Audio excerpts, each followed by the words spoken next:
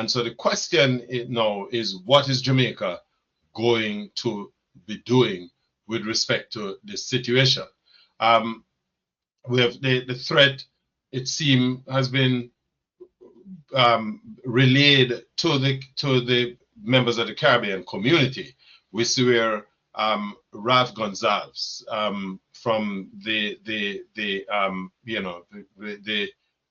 Ralph Gonsalves administration have taken their own position. Ralph Gonsalves himself has made it clear that he has no intention of being bullied or cowed into making decisions that goes against what is in the best interests of the people of St. Vincent and the Grenadines.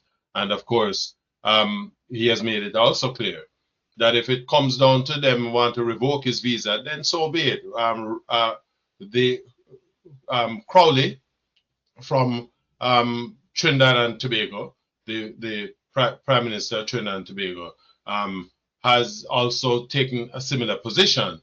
And this was also articulated by Maya Motley of Barbados in an address to her own parliament or cabinet. Here we go. This matter with the Cubans and the nurses should tell us everything that we need to know. Barbados does not currently have Cuban medical staff or Cuban nurses, but I will be the first to go to the line and to tell you that we could not get through the pandemic without the Cuban nurses and the Cuban doctors. I will also be the first to tell you that we paid them the same thing that we pay Bajans, and that the notion, as was peddled not just by this government in the US, but the previous government, that we were involved in human trafficking by engaging with the Cuban nurses was fully repudiated and rejected by us.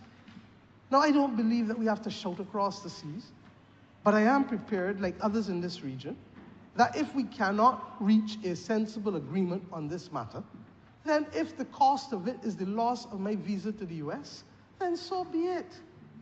But what matters to us is principles. And I have said over and over that principles only mean something when it is inconvenient to stand by it. Now, we don't have to shout, but we can be resolute. And I therefore look forward to standing with my CARICOM brothers. I wish I could say brothers and sisters, but brothers,